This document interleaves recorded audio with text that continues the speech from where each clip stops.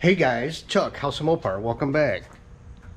If you're new, first time watching one of my videos, welcome. Everyone else, like I said, welcome back. So the short block for the Coronet's done.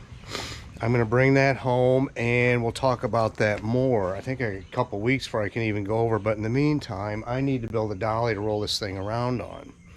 So last year, about a year ago, me and my buddy Mike built the playhouse for the kids. Still needs a roof. A lot of lumber was sitting, you know, right there. And this big 2x6 was broken, not by me, but unapologetically by some tree trimmers, but whatever. So I dug some stuff out. I have some 2x that I bought from Lowe's. They're here somewhere. There they are. So I store crap under the stairs here. This is the motor for the racing car. That one's got a legit stand because whatever, it's got a legit stand. So back in here, yeah, I'm not sure what I have. This is a 5.9 the professor gave me, and this is actually the dolly I'm going to be making. Okay, and ironically or not, I got this designed from Joel that first had the Illinois storm. Did that. So anyway, back there, it's a 318 block that came out of my son's Duster.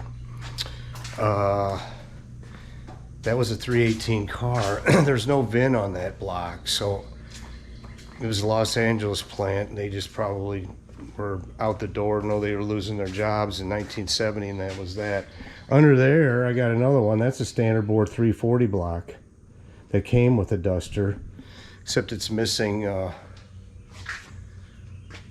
4 main bolts. It's got the front one, but yeah, main bolts, main caps. That's too bad.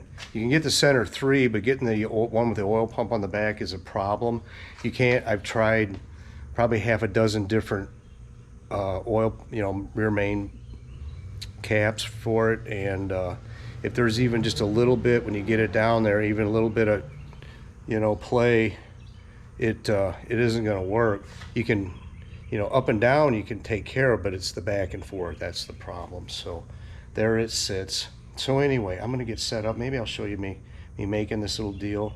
Certainly when I go get the motor, I got to get my buddy's engine hoist to get this thing off when the time comes. So anyway, all right, I'll get started here. Well, stout for sure. 2x6s, but they're like 5-inch, flat on the bottom. It works. It's ugly. What are you gonna do? Free bucket day yesterday, boys, at Harbor Freight. Got me a free bucket. That's when you buy $30 worth of crap. So now I'm gonna put these on, and we'll be getting there. Okay. Several days later. Okay, it's a thrashing day. Just picked up the storm with the graphics. Going to get the short block today for the Coronet. Yeah, and the heads are there, and I don't know what else. Just the heads, I think. Anyway, yeah, thrash day. So picked up the storm, dropped the trailer off. Sitting here now, and I still got to go up to Drew's this afternoon. We store the trailer at his place, his trailer, and drop off his hoist. So yeah, anyway, here we go. Yay. A little longer than a few minutes later. Drop them down to a big block Chevy component sizes, and the journal and Oh, it is, okay. big block Chevy journal and wrist pin, so it lightens everything up tremendously. And Well, it's not going together till this winter. Yeah, we'll talk a little more about where it is above the deck and valve and head gasket and all that. But yeah, like I was telling Joe, I was wondering where these were. Forgot I brought everything over to get it cleaned. So this is the cam card. Let's have a look. A lot bigger than I was expecting. 547. So let's see. And 562. They had to. They did this because to bleed off some compression, I guess, right, Joe? I'm assuming. 236 at 50, golly. Yeah. Basically, I gave them all the information, everything, and that's what they spec'd out. So this thing ought to flow in the 215 range anyway. That's exhaust. 30, well, at That's 600, 309, 309, where out of the box they were 280. Yeah. Not bad. Yeah, basically the valve job they put on those heads from how they send them out the door Sucks. very poor. Yeah. So, Well, leave valve pins for the deck, I forgot.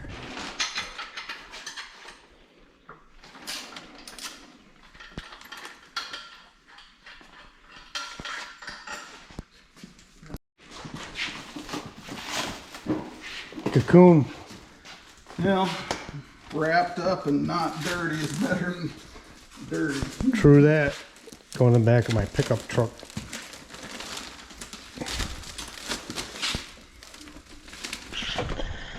Whew. Isn't there a joke about mopeds and larger girls? You wouldn't want to let your friends see you on them, I guess, you know. Can I say that? It's a joke. Loading that thing's right up there with by yourself. Dude my size. Anyway, the 470 mystery motor. Now a smart guy would have taken a picture while it was on Joe's engine stand. It's a thumbnail. Thumbnail. You're going to get a picture of that all wrapped up. And I decided it's a 470 mystery motor. Okay. 440 source heads. You heard Joe. These are CNC ported. All right.